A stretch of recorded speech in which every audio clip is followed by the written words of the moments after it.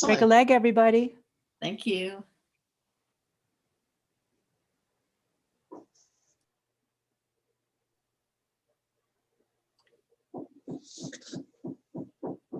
Hi, everybody. Hello, welcome. We're inviting people to unmute themselves for the beginning part while we're waiting for everybody to come in. So if there's anybody you want to say hello to, you're certainly free to do that. I'm Hey, Andrea. Hi, Barb. Hi, Pat. Hi, Barb. Hi, Pat.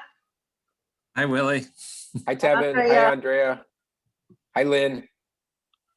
Hi, Susan. Hi. Hi, Hi, Wendy. Hi, everybody. Burl. Good to see you all. Hi, Willie. Hi, Burl. Hi, Craig. Hi, Dave. I so enjoyed watching the movie yesterday. The I was movie- so excited to see you today for the chat. It was really powerful. Glad you enjoyed it. Thank you for being here. Yes. Yeah, thank you for being here. Yeah, the movie was great. It's the first time you saw it, Susan Solar? Well, you know, I kind of saw it on my computer, but it was the first time that I put it on the TV set and actually sat there and really watched it, and it was really great. Hi, Steve. Yeah. See you. Hi, Talia. And Susan, I saw you were a sponsor, so How's it going? thank you. Fine, and you? And Diane Weber also. Excited for your talk today. In fact, yeah, in fact, I Don't saw expect it too much. yesterday. In fact, I need to. We're beyond that, Steve. Laura's You know what? already said. Actually, I'm gonna call You're her. doing. Okay. Daniel, why don't we kick off and people will roll in as they're able. There's some back noise. Well, thank you all so very much for joining us. Daniel, do you want to start? No, somebody else was running their own They're on Zoom meeting. chat. Hi, Rosanna. Hi, Rosanna. Well, she was there a second ago. There she is. Hi, Rosanna. Hi, Rosanna. We're just giving it a few minutes, only 3:02, just giving it a few minutes. So inviting people to greet each other as they wish before we get started. Oh, I see that Susan Goodrich is here, but you can't see Susan. Susan, what do you look like? Show us your faces. We need to see you. Is, She's shy today. is Kathy Brass and Barbara Brass related? We are. Good guess, Willie. Watch the film closely, you would know that Kathy was one of the stars, I but haven't seen. There we go. I didn't notice that during the film. I do remember that scene very vividly, but not know, but she at least is in the credits, so she has that. great. The And beginning of your movie making career, Kathy. It is, absolutely. It's exciting. Mhm. And we'll say this again, but if anyone hasn't seen the film yet, it's available at least through midnight tonight. And I say at least because it might be available tomorrow too. You never know.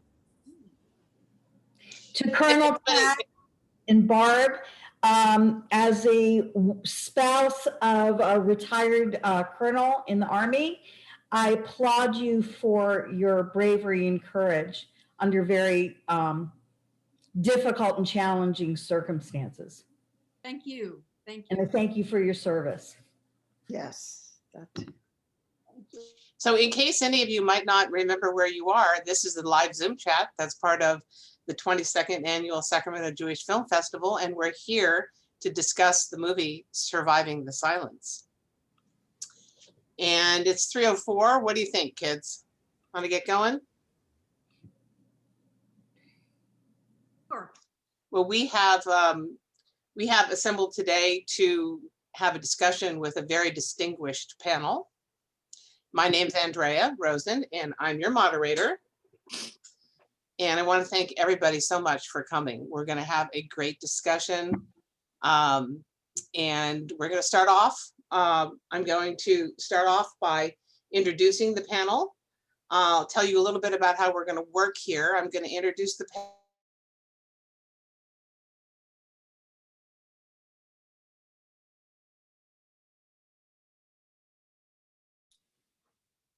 You're muted. Oh. Now I'm unmuted. Right, so the way Zoom works, everybody has to be muted and then the speaker needs to unmute. So the first part of the discussion, we're going to have a couple of questions that I'm going to be posing to our panelists. And they're going to kick off the discussion by responding to those questions. And then we're going to invite you to submit your questions into the chat. And we're very fortunate to have some great team members here today. Lynn Berkeley Baskin is going to be curating your questions, and we're thrilled to have her support. And we also are happy to have Judy Hyman, who is going to provide technical support.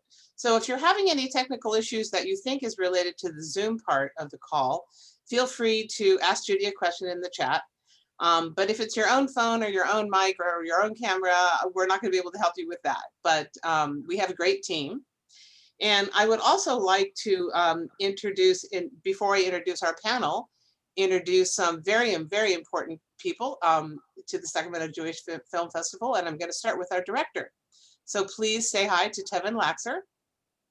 He's our distinguished director, and I've been very fortunate to work with him on the steering committee. We also have some other important committee members. Craig Stevens is here with us. Thank you, Craig. And the director of the Sacramento Jewish Federation, Willie Recht. Hi, Willie. Thank you so much for joining us.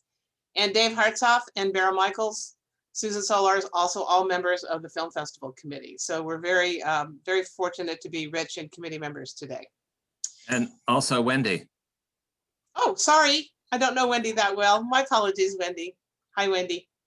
So today, I'm going to introduce you to Colonel Pat Thompson and Barb Brass, and they're on our panel. And I'm not going to go over the bios. You guys want to just give a little wave? Everybody knows who you are, Colonel Pat and Barbara Brass. They are two of the heroines of Surviving the Silence. We're also very fortunate to have Colonel Margarethe Cammermeyer, who's joining us from Washington State. She's also figures very prominently in the film, as you know. And we're very blessed to have the filmmaker Cindy Abel with us as well. Welcome, Cindy. Thank you. Great to be All here. right. So let's start with the questions. The first question I have is directed to Colonel Pat, Barbara, and Greta. Can you please comment on how you were able to persevere for such a long time in the face of the constant need to hide your true selves and the face of fear of workplace and personal repercussions simply for being gay? You'll need to unmute yourself. Well, I just took it as a given. When I met Pat, I didn't like it. And you hear that in the film. I didn't like how the military constrained us and how we had to live, but I took it as a given and I kind of just lived that way and had to constantly be readjusting what I should or shouldn't do, but never stepped out of bounds, fortunately, even though I think I pushed the envelope a few times. I was following my career and just had to keep going steady and doing the best I could under the circumstances. It became a kind of a way of life, but and after living like that all the time, it is just your life, and you don't give it too many other thoughts except you want to change it in some way or work towards changing it. And every chance we got, we did on some level. Sometimes it was very, very minimal, and other times it was more involved. I think I would agree with you, Barbara, that the filmmaker did a really good job of showing your anger. And I think it struck me at the time as righteous anger. So, that sounds like that was an accurate portrayal of how you felt, even though you pretty much had to keep going and persevere. And Colonel Greta, can you comment on how did you find the strength to continue in the face of such adversity? Well, I think my case was a little bit different because I came out to the investigator and disclosed that I was a lesbian, and then the military started chasing me, and so I my efforts, I think, were after the fact, after I was discharged, was to continue to keep talking. And then when the Don't Ask, Don't Tell law was enacted, it was spending the next 17 years lobbying for its repeal. And, you know, sometimes when something adverse happens, you look for meaning in, or trying to make something meaningful out of something that is not, and is very painful. And so for me, it was looking and feeling that the only way to have sort of vindication for coming out and being public is, and was, for the repeal of Don't Ask, Don't Tell. And it took the 17 years, as mentioned, but also the, so one of it was, you know, that it was my drive to continue to fight until we succeeded. And the other was being able to do that because my spouse was so supportive, and so was my family along the way, and that sort of re-energizes you to do that. And I think also it's, as Pat said, you know, we had careers simultaneously, so that it's not that we were totally enmeshed in all of this. We were only meshed when we were, but the rest of the times our lives moved forward. Okay. Since we're with you, Colonel Cammermeyer, we do have a question from the audience. Could you please provide some additional information about how your discharge from the Army was eventually overturned, and when did that happen? Well, I was discharged in 1992. Well, first in 1991, after the hearing took place. Then there was a natural review process that took place within the military, and then so that took another year, and then I was discharged. And then we immediately went into federal court, which took another 2 years. But the federal court ruled that my discharge was unconstitutional under a couple of the provisions in the Constitution. And I was reinstated, quote, as though I had never been discharged. And yeah. It was strange, but because now everybody in the world knew that I was a lesbian, and it had been something that I was sort of fighting with and against the whole time, because, you know, most of us are very private about our personal lives. Do you happen to know if that was a published case? Yes, it was. Okay. I'll get the link from you later. I'd like to read it. Yeah. So let's go to Colonel Pat and Barb. How is your life different now after the film and after your career? I mean, one of the things that struck me about the movie was the very long time period over that this story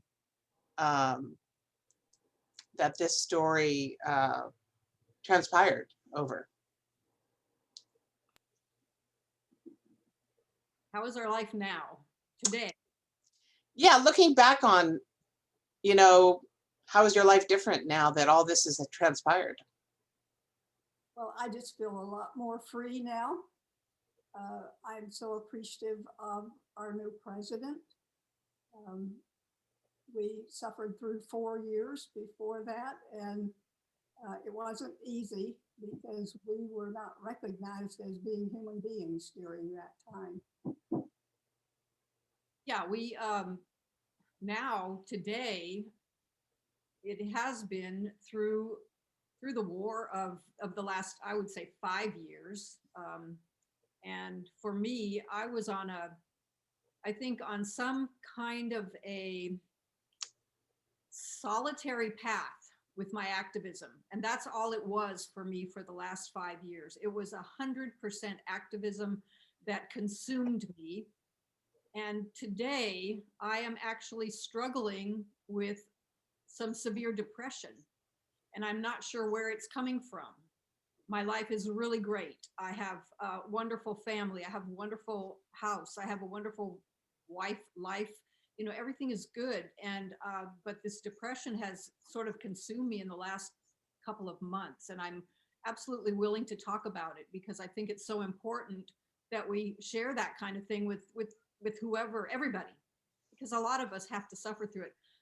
Andrea, you had said earlier that my anger showed through in the film. Well, I believe on some level I was born angry, and I was born with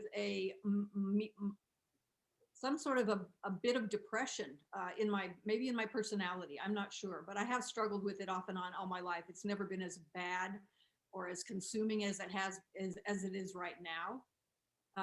And the anger has almost subsided in a way. So the anger has been replaced for me right now. Maybe I need to bring that anger back. Maybe that's what's kept me going. But yeah, it's not, it's different. It's odd. It's a struggle for me right now. And Pat has been so supportive, as has my family and anybody I've shared with. And now I'm sharing with a few more people. So that's where. Well, I respect that to help destigmatize mental health issues. And I think a lot of people are struggling with depression from various sources right now. And I believe that I have been remiss in not asking our filmmaker, Cindy Abel, her question. So I'm going to ask Cindy Abel now, what motivated you to make this movie, Surviving the Silence? And how do you think it is still relevant in light of the gains that have been made? Although I think as Barb has pointed out, those gains can sometimes seem temporal when you get a bad president and suddenly you feel like you're going backwards instead of forward. I said we all felt like going backwards instead of forward. So could you talk a little bit about what motivated you to make the film, and how do you think it's relevant today? Thank you. And I want to thank everybody for being here on a Sunday afternoon. And, it's so great to see so many names I recognize from folks who have supported our film from day one. So to each of you who have been a part of that, thank you so much. I hope that now you're very proud of the investment you made and, are glad to see it come to light. And this investment that was made by so many people 7 years ago really started because I had met Barb and Pat at Sierra College, and I had just shown my first film, breaking through about openly LGBT elected officials and the barriers they had to break through as they were coming out in order to have careers and very full and authentic lives. And they came up to me afterwards and we started chatting, and I just fell in love with them and with their story. Being the hopeful romantic that I am, when I found out they had been at that point together for 30 years, even while having to pretend that they weren't together for many of those years, I thought, wow, how is that even possible? You look at the differences in upbringings and religion and age and pacifist versus a member of the military, all those things. Early on you'd go, oh, that'll never last, right? But obviously it more than has. And so I was drawn in by that. And then Barb said, and tomorrow night we're going to do a talk and we're going to share how Pat's was involved in Colonel Margarethe Cammermeyer's expulsion from the Army. And I thought, wait a minute, why do I not know about this? That, the person who was presiding was also a lesbian, because by that time, Colonel Cammermeyer had become one of my heroes and, was very meaningful to me. And I thought, wait a minute, this is history. Why do we not know this history? This is so important. So the more I dug into the story in my conversations with them, the more I knew there's something here. So the next night I showed up for their talk and I had my tripod over my shoulder and my camera in hand, and I just set up and started filming because I thought, this is important. I'm not quite sure where this is going to go, but this feels really important. And so that was the beginning. And so some of the footage that you see throughout when they're giving their talk up on stage, that was because of that impulse to just start filming and let's see what happens. So that was it started as a love story in my mind, the attraction to the overall topic, and then the unknown history piece. And I think that's why it is so relevant today, because we don't always know our history, especially LGBTQ people. You can forget about learning our history if you're in regular school, regardless of what level you're at. And so that feels really important to me. But even deeper, I talked about how the love story drew me in. And that's something that, we talk about love. And it's nice and warm and squishy and romantic, but it's the fierce love that carries people through. And we see that in the film, the love between Barb and Pat. And yes, Barb was angry at times, but she was not angry at Pat. She was angry at the system that was so unfair, discriminatory. And if we had made a broader movie, we would have included Greta's spouse, Diane, because she too knows what that's like, to have that fierce love that says, okay, we're going to make it through. I don't know how. This is all so wrong, but we're going to make it through. And then the other piece of, I think, relevance, and we certainly saw that over the last 4 or 5 years, was the importance of doing the right thing or the best thing we could possibly do in a horrible situation. And Colonel Pat so painfully but openly shares what that was like for her. How she wrestled with, what do I do in this horrible situation when I have to follow an order I don't want to follow? And if we can all look at the situations that we're in and say, I'm just going to take one step closer to living in integrity, living with honesty, then we can find a way to make a difference. It might not seem like it's earth-shattering at the moment. I'm sure, Colonel Pat at the moment then say, X number of years from now, Greta and I are going to get together and she's going to tell me that I was part of the LGBTQ military rights movement. She didn't know that was coming and she had to deal with all her pain. But if we can do the right thing, find a way, then we can be part of changing the world, as these 3 women certainly have. That's very, very helpful to understand. Very helpful. So we have a question for Greta, and the question is, if you'd known, Greta, that Pat was a lesbian at the time of your trial, would that have made any difference to you? Oh, I think it would have made an enormous difference because, I was so glad I didn't know. I think that I would not have wanted to put her in that really uncomfortable, precarious position. So, from my perspective, I was extremely glad I didn't know because, among other things, if I should continue to tell the story of how I first found out, was that after my discharge, I gave a lot of university talks. And I was down at UC Davis, and after my talk, this was, trying to demystify homosexuality and gays in the military and all of that. So after my talk, this woman comes up to me and hands me a business card, and it says Barbara Brass and then Patsy Thompson. And that was the first time that I had any clue that Pat was was family. And it was really strange because I had all of these flashbacks on what she had to go through then as president of my administrative board. Very interesting. Well, I want to invite our audience members to continue to put questions in the chat, but in the absence of those, I have lots of questions. So I'm just going to, I guess, take the moderator's prerogative and go ahead. And one of the questions, I have actually a question and a comment. So, but go ahead, and I don't want to usurp the conversation here. So folks, feel free to continue to put your questions in the chat. So Greta, I'm assuming that at the time you were filling out your application and revealing that you were a lesbian, you might have been aware of the regulation.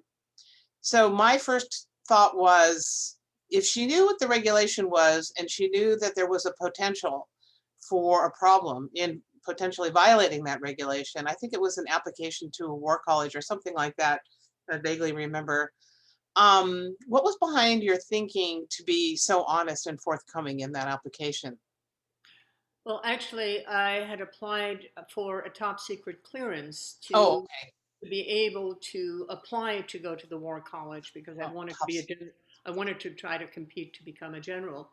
And it was during that interrogation by the investigator for the CID, actually, that I disclosed that I was a lesbian. And, part of it was I did not want to ever have to lie about who I was. And afterwards, when I went home that evening and told Diane what I had said, she said, your career is toast. And I said, remember that part. it was, no, the military takes care of its own and all of that sort of stuff. And then, 6 months later, I was told that I was going to be discharged from the military. And, I had been in long enough that I could have retired, in oblivion, and decided that I wanted to try to challenge the military's policy as it existed, because there were people before me who had challenged that women couldn't be married and be in the military, that women couldn't have, once they could marry, that they couldn't have dependents and marry. So all of these things required somebody to take a stand. And so for me, it was, sort of idealistically thinking that I could make a difference, and thinking that, well, President Bush, he would know that, I was such a great nurse that would be an adverse effect to the military and they would change the policy. And I was, devastated when I was then ultimately discharged from the military. So you didn't feel like it was an inevitability because of the regulation. You felt like you could actually might have been able to prevail in the initial trial? Yes, I thought, all of the things that had been said about, that we were bad for morale, that we couldn't function and that sort of thing. I had already had 25 years in the military. And certainly they would see, I had just about completed my PhD in nursing, and I was a chief nurse and all of that. And I had a record already very different from a young private or a young lieutenant just starting out, that I really thought that the military took care of its own, and was devastated when that didn't take place. So what I'm hearing is that you felt that you had a moral obligation to kind of shine a light on this path. And you felt like you might have had enough juice to actually make it do, since you were pretty high ranking going into it. That's sort of the delusion of grandeur that you have in thinking that you can make a difference. And, I didn't persevere then, which was a reason to continue after the implementation of Don't Ask, Don't Tell, of continuing to fight and to lobby to try to get that policy overturned. So continue to look for questions, but meanwhile, I will fill in. I want to thank Cindy for including comments from the attorney on the hearing in the film. I felt like it was, well, I'm an attorney, full disclosure. So, and actually I've done administrative litigation. So I felt it was really, really interesting to hear her strategy and how she was fighting for Colonel Greta. And I want to say that having done administrative litigation myself, I was completely blown away by Colonel Pat's intuitive sense of slowing the proceeding down so it was very deliberative, A, and B, allowing the a defendant's attorney to get as much testimony in and as much evidentiary testimony in as possible, and documentary evidence as possible, so that the record would be as strong as possible going in on appeal, because as we all know, going in on appeal, you don't have any opportunity to introduce additional evidence, and everything has to be decided by the appellate court on the administrative record. And the fact, Colonel Pat, that you didn't have any legal training and you somehow intuited the importance of having a strong administrative record, I was very impressed by. Do you want to share any of your thoughts that were going through your mind while you were overseeing that proceeding? When I first found out that it was about Greta. I knew her. I knew, that we had a lot in common. We were both nurses. We were both colonels. And I was very upset as to what was happening. And I had been asked to go to Washington State to oversee the hearing. And it wasn't something I wanted to do. I didn't want to go. I didn't want to be there, but I went. I knew if I didn't do it, somebody else would. And so I gave Greta's team as much time as they needed to get everything together. And I kept getting calls from the 6th Army, some captain. The general wants that meeting to get started right away. Yes, okay, yeah, tell him that we're working on it and we're doing the best we can. Almost every day I would get those calls, but that's what I went through. But that was easy because I was the one that got to make that decision. And so I kept putting them off to give Greta time to get everything together. So No, you obviously did a marvelous job. So we have a couple of good questions, so let me ask those. How has having your amazing stories told so openly impacted you? Do you feel that there's been a downside to losing your privacy forevermore? is that for me? That's for all of us, I guess. I think that's for all of you. Greta did comment on this, and how we all like to kind of keep certain parts of our life private, and because of your vision and your need to make change, you were kind of unable to do that and make change. Well, I would say from my perspective at this point, even though our film has shown at various festivals around the world and in the US, that we have not had any negative feedback that I have heard of, which is wonderful. Everything that I've heard has been very positive and caring and opened people's eyes and educated them. Also, I don't feel that our privacy has really been impacted that much because we did offer what we felt we would feel comfortable offering. Now, if we ever get our book finished, there are other more private aspects that are covered in our book that may come to light. But at the same time, our film is not the same, on the same level as how Greta's film was came across to the world with a producer like Barbara Streisand and Glenn Close playing her. And so we're not competing at all, but on a different level. So our privacy is more sheltered, I think, in a way. Well, as for myself, I knew a lot of military friends who really did not know who I was. They did not know the real me. And I was thankful for the film and the book because it's time they know who I am. And I'm happy about that. So it sounds like the positives outweighed the negatives.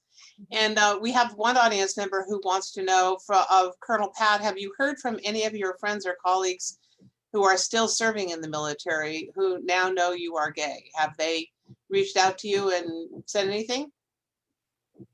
None that didn't know already. No, I haven't. It's interesting. Andrea, if I can just tag on to what you were saying about, Pat's experience coming out. My DP, Michael Bruno, and I had the honor of being with Pat when she went to her 50th or 60th nursing school reunion. And they did not know that she was a lesbian. They didn't even know she was, had served in the military and was a colonel and all these great things. And so here are these two people walking around, with cameras and tripods filming her. And so, I spoke to the college president when she was there, and it started to get out among her small group of nurses that, oh my goodness, she's in a movie. And why is she in a movie? Well, this is why she's in a movie. And their at least outward appearance was so embracing of her. It was just so beautiful to see. And then the following year, having, learned what an outstanding alumni she was, she received an alumni award from that same college, in recognition of all that she had done in service to the country, as well as in service to LGBT people. Oh, that's great. That's great to know about. Willie, where are you? Did you have a question? You have to unmute yourself though, if you want to ask it. Oh, you were just excited? Okay. No, sorry, it wouldn't allow me to unmute myself. Oh. Now I'm unmuted. No, I just wanted to say I heard, well, one, I just wanted to say thank you. And two, I wanted, somebody said that they weren't sure how big of a difference this would make. And as, openly gay man and just one of a handful of openly gay Federation executives in the country out of 150, I was never in the military, but your bravery and your persistence and your fighting and your dedication and all that went along with that, the depression that you may be going through and the anger that you've had, that allowed unprecedented circumstances, at least for me and many I know. So I just, on behalf of, we stand on the shoulders of those who came before us, and I most certainly stand on your shoulders. So I just wanted to say thank you, and thank you for doing this. Thank you, Willie. Thank you, yes. So I just want to remind everybody who's here, if you haven't seen the movie yet, it's still available until midnight tonight. And if you don't have a festival pass, you can buy a ticket, although I'm assuming most of you are here because you bought a ticket or had a friend with the Zoom link. And once you start watching a film on our festival, our virtual platform, you have 48 hours to finish it. So if you really run out of time and you want to watch it again, or you want to watch it, just make sure you start before 11:59. Okay. The other thing is there are the bios of these very distinguished panelists in our chat. So I encourage you to click on those links and have them open and go back and take a look at their bios and take a look at Colonel Greta's fantastic website. And let's see, what else? The film. We want to hear from Cindy about how she sees this film progressing to larger audiences in the near term, long term. Cindy, you have the mic. Thank you, Andrea, for asking that as well. We are actively in conversations for potential distribution. And what that means is someone will take over selling the film to get it to streaming services and get it into colleges and libraries and things of that nature. Right now, at this point, we've either been in or will be in soon our 36th film festival, and that's throughout the world. In India, in Afghanistan, if you can believe it. That to me was just like, what? This must be a mistake. Australia, soon to be in Holland. I mean, we won an award at the Paris International Film Festival for editing. So, we've had quite a lot of recognition in that regard, but you're right, we do want to get it broader. So right now our attorneys are negotiating a couple deals for us that I can't tell you about because they're still in negotiations.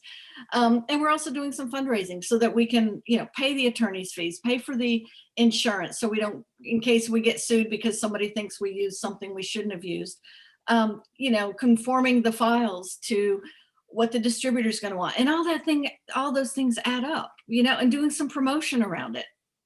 So, right now we're in the midst of softly at this point raising $24,315 in order to be able to bring it to the next level. And it's like, geez, does this ever end? And it does end. But right now we're in that stage where we're so close to the finish line with regard to getting it out to everyone that we're really excited about it. And the responses that we have received have just been incredible. We've won now 10 awards from different festivals, which tells me that people are responding to this story, and many people are having the response that Willie just shared with us. People who are not in the military who have said, you know what, you told my story. And this makes me feel better. It's great to know that there are people who have been working behind the scenes, people whose name we knew, such as Colonel Margarethe Cammermeyer, and the names we didn't know, like Colonel Pat Thompson and Barbara Brass. And it gives permission for people to share how hard their lives have been, and in many cases still are. Because even though, you know, up and through through the early 2000s, we started having more and more rights, whether in municipalities or federally, for LGBTQ folks. And then all of a sudden that was put to a halt, and they were slowly being rescinded and rescinded. You know, 50 years of fighting can go away in 5 years of the wrong administration. And so that's very disheartening. And so when people see this film, they remember from whence we came, and that there are people who are still holding the line for us. And it gives them permission to step forward and be a part of holding that line. Yeah, that's a really good point. I'd like to invite Colonel Pat to educate us about the medal that you're wearing. And I think, as I disclosed to you in an earlier conversation, I don't have much of a background in the military myself. So it's very beautiful and very distinguished. Could you educate us about it? Thank you, yes. And don't be shy. I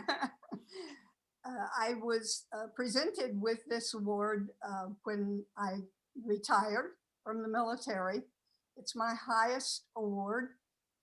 It's one of 2 awards that can be worn around the neck. I'm very proud of it. It is a Medal of Medical Merit.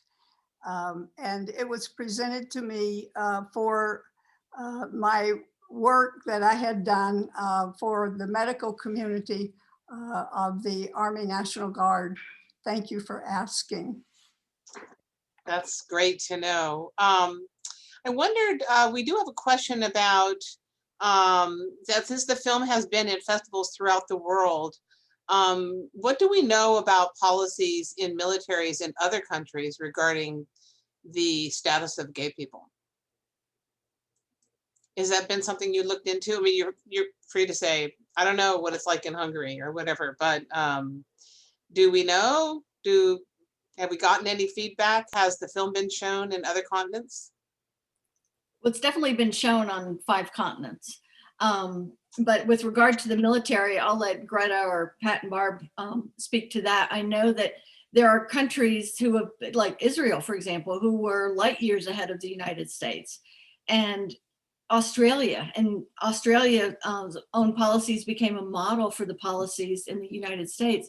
But in terms of which countries do and don't have, Greta, do you want to talk about that? Well, I can't give you a number, but I know that in many countries that we're really quite far behind. I mean, in Canada, for example, the trans service members are authorized, and the military pays for their surgery if that's part of the treatment that they're looking for. And when we were fighting Don't Ask, Don't Tell, getting implemented, the Canadian forces were here helping us, as well as the Australian, trying to, support us, and also in our congressional hearings to get our policy to just, as it existed, just sort of go away, because they were so much further ahead. And but I don't have a head count in terms of which countries are not. But I think the fact that the movie is being shown, wasn't it in Saudi Arabia recently, Cindy? Gives Afghanistan. In Herat, Afghanistan. Wow. That's great. Yeah. So it gives an indication that things are moving along for gays throughout the world. That's great. Well, I'd like to recognize Colonel Zeff has joined our chat. And hi, thank you so much. Thank you for your service as well. And did you want to say anything, or do you want to just observe? It's entirely up to you.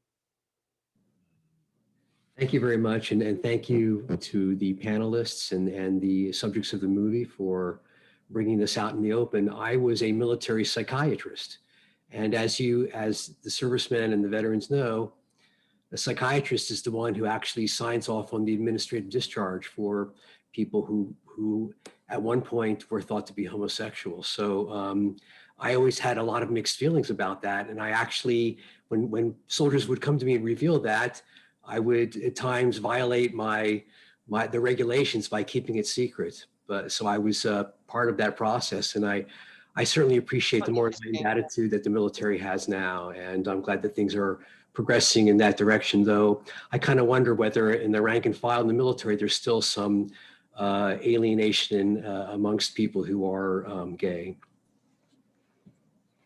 Thank you, Colonel Zeff, for saying that, and thank you for what you were doing behind the scenes that we didn't even know until just this moment. Yeah. To help bring forth that change and to implement a smidge more equality and fairness. So thank you so much for that. There's a film you might enjoy called Cured, about when the American Psychiatric Association changed its policies. But according to Eric Fanning, who is also in our film, former Secretary of the Army, Eric talks about that, yes, there is some of that anti-LGBTQ sentiment that's there in the same way that it's there in society. You know, because as Eric is fond of saying, the military is a reflection of society, not the other way around. And so, yes, it's still there. Just like policies of, you know, not discriminating against women or people of color or things like that. The first step is the policy. And then, you know, it's really up to the leadership within the branches of the military to create a culture that is affirming. And so my understanding is that steps are being made, and yes, discrimination, as everywhere, does continue and persist. Thank you, Colonel Zeff. That was really interesting. And I have to say, thank God for the patient-physician privilege that provided you some really sound legal protection there. We have a good question from one of our audience members, and it starts with an observation. This is a follow-up to Barbara's brave comments. Anger also covers up immense sadness and hurt. And when that anger goes away, there's all that sadness and hurt. I found that when you look deeply, depression is covering up that pain in the same way. When you allow yourself to express and feel that pain fully, as difficult as that can be, it opens up space for it to eventually move out. Barb, thank you so much for offering to discuss what you are experiencing further. Could you please share more thoughts about this? And that is only if you wish. Well, I've always, once I found my voice, which has not been all that long ago in my life, I felt the need to talk. And I feel that talking for me is curative. So I decided, once this really struck me boldly upside the head, what I would say a couple of months ago, is I sought out help. I found a therapist, and I wanted to work with somebody who could help me with cognitive behavioral therapy, because I do believe in using my own mind to work through the issues that I'm dealing with. So I'm struggling and working and learning and trying, and every day I have the opportunity to do that, to work through some of my issues. It is what strikes me in my situation right now is a profound sense of terrified grief that I've only felt a couple of times in my life. And the first time was when my father died suddenly when I was 22 years old. It was terrified grief. It was out of the blue. I had no idea what to do and how to do it, and how would I ever survive that, and how would the family ever survive that. And I had no tools at that time, being 22 years old, just out of college, not knowing anything, really anything. So that is what overcomes me at times. And I don't really understand why, because as I said earlier, I don't have anything in my life right now that I need to grieve, or I should be terrified of. I should have been terrified during the 5 years that we were struggling, that just finished with a wonderful election in last November. That's the time I should have been terrified, but I wasn't. You were busy. I was too busy, yes. So maybe all of those feelings that I had been squeezing down and pressing down and not acknowledging are coming to the surface now. And I'm really hoping that the cure that I'm looking for and working with is going to move those feelings through me and give me space to be able to come back to the strength that I had before, because it's not a fun place to be when it overcomes me. It's very debilitating, and I do very little, I think, to move myself into a better place, but I have high standards also, and that's another problem that I have to deal with. I have incredibly high standards, and we watched a few episodes of one of the, and I keep forgetting her name, on television. She interviews people and does stories, interesting stories. And she interviewed a few people who had severe psychological issues, depression and other issues. And I think the focus of that was using different psychotropic, psychedelic drugs to cure. So I really have shunned drugs, but I've used them, medically prescribed depression medications. And now I'm no longer, because I need to do this myself at this point. But I think that I am higher functioning, and it's not right to compare, but I had to compare because I needed to feel like I'm still able to live my life on some level. I'm not staying in bed weeping all day and all night. I do what I can, and I don't do what I used to, but feel like I'm getting better. So I'm happy to talk about it, really happy to talk about it. I think that it's almost, in a way, it is the stigma of coming out with mental illness or issues, the stigma of coming out as a lesbian, LGBT, the stigma of actually coming out as a Jew. And many people on this particular interview will know what that might feel like as well, because we have and always have been the target and the scapegoat and persecuted. And it continues on levels that I just never expected to see in this day and age. But of course, we had 4 or 5 years of hate mongering to have that happen. So all of those issues are so important to me, and I will continue to work on some level to make changes. And if speaking out about my mental health is a good thing to do, then I'm happy to do it. So. Well, thank you for sharing that. And I want to say that I've been to a couple of talks by research clinicians who have gotten money to look into the guided use of psychedelic drugs to help people get over very, very deeply seated trauma.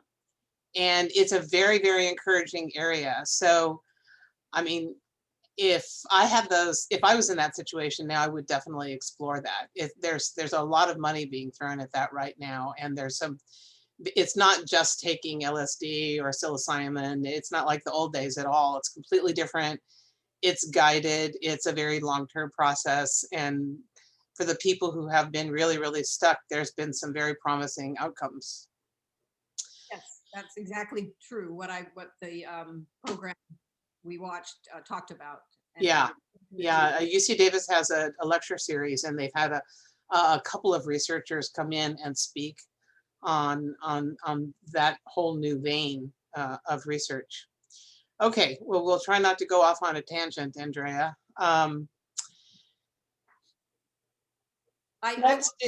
want to throw this in because it goes back to another question of how the other countries have been dealing with LGBT in the military. Mm-hmm. And Pat and I had a wonderful experience. I think it was a 2015. We were on a cruise, a lesbian cruise in Australia. And it was fantastic. And we enjoyed it so much. And we were able to present our story once on that ship. So what happened there was a woman from Australia And I was walking around the ship just encouraging people to come to our talk and talk to these two women. And she said, well, I don't think I can. I feel like I was the Greta Cammermeyer of Australia at one point years ago. And it's just too hurtful and too sorrowful for me to think about it. So I encouraged her still to come to the talk. And then she and her wife went to our little gathering late afterwards and met other military people from different parts of the United States as well as other countries. And it changed her totally. She and her wife are now friends of ours, Facebook friends, of course, and we only saw them the one time, but we made a connection. And she just came to a realization that what she went through was worthwhile, and she felt validated. And it was so great to have that experience and to have the continued connection and to see how, well, of course, now we have all the same situations with COVID that they've had, but to see how she has progressed in her thinking and feeling about being the like the Greta Cammermeyer of Australia. Just so interesting. Yeah, that is so interesting. Well, let's see. Just been a fantastic discussion from my perspective, and I hope that other folks attending have also enjoyed it. And so at this time, I think I'd like to formally ask Colonel Greta to kick us off with closing remarks, and then Colonel Pat and Barb, and then Cindy. Well, thank you.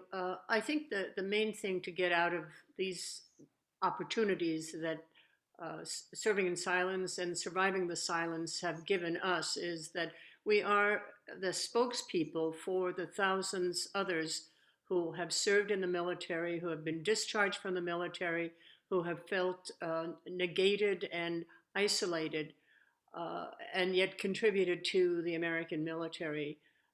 During Don't Ask, Don't Tell, over 14,000 gays and lesbians were discharged from the military. The presumption is that there are over 100,000 gays and lesbians who over the years have been discharged from the military just because of their sexual orientation. So that it is clear that Pat and I are just, one of these thousands of people, and are really repeating their stories. And so they should also be remembered for the service that they gave. Well said, Greta. And I would like to add that that I think of this as being a great historical document for those who come after us to understand what our struggles have been to get to where we are, and for them to know that they are standing on our shoulders.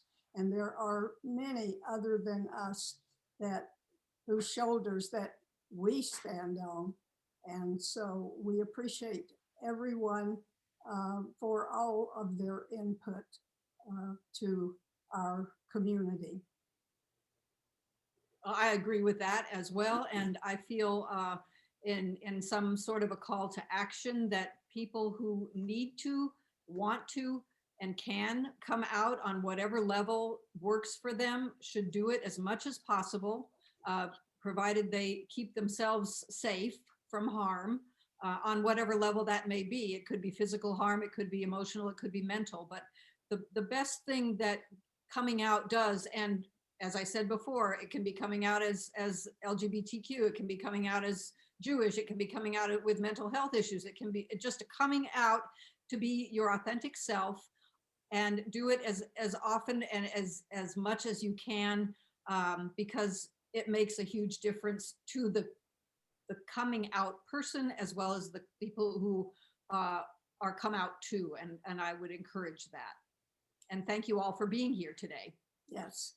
And also, I just want to remind everybody that if you want to follow up on Cindy's request to support the distribution of the film, so the story can be more widely and more broadly broadcast, links to the donating to the organization that is helping her do that pursue that effort is in the chat. It's also on our website. You have an opportunity to donate to the organization that will be promoting this film on our website. And I also want to say that, so Judy just put in the donation link. If you want to make a donation of any amount to help Cindy promote the film and get it more widely distributed. We're only halfway through the festival, folks, so there's a lot more interesting films to see. The shorts are free.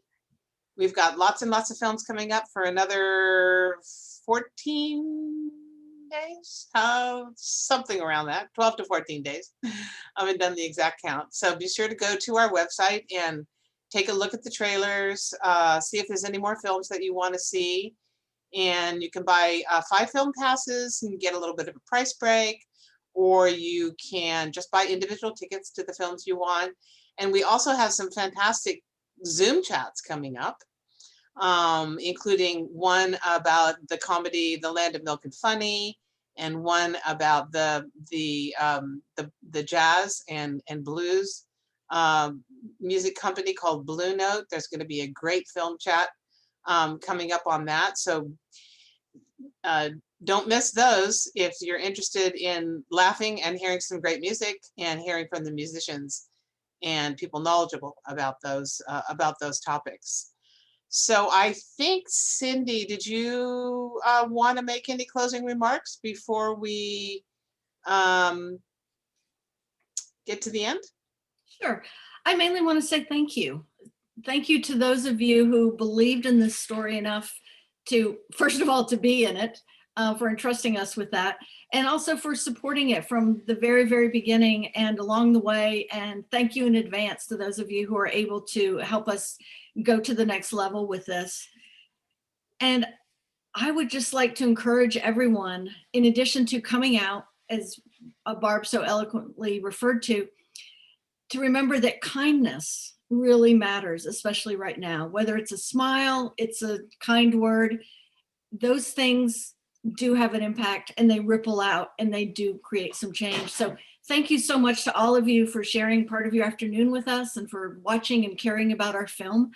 And I would just invite you to watch some of the other films, which I have seen and are just fantastic. So thank you to the Sacramento Jewish Film Festival. And thank you, Cindy. So I just can't even really express how grateful we are to our panelists for being here with us and helping us think through these difficult issues and sharing your stories and providing some very, very special insights that even we couldn't get from the film. It's been extremely enriching, and we're very, very grateful to you and for your service to our country. And Tevin, is there any closing remarks you would like to make as our esteemed director?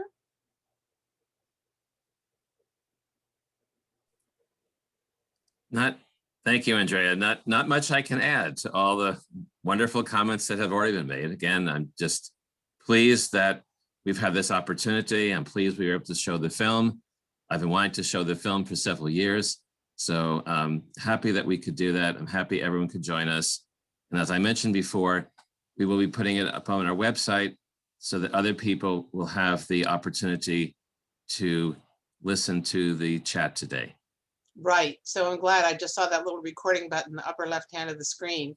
So if you guys have friends who were like, oh, I would have liked to have listened to that, I just didn't know about it, or I was busy at 3 on Sunday, they can go to our website and they can listen to the recording at no charge. And it's another opportunity to spread the word about this fantastic film and to continue to make forward progress in the area of this very important area of human rights. So I think we're going to put up our logo, and we're going to say thank you to the audience for coming. Thank you to our panelists, and we hope you enjoy the rest of the festival.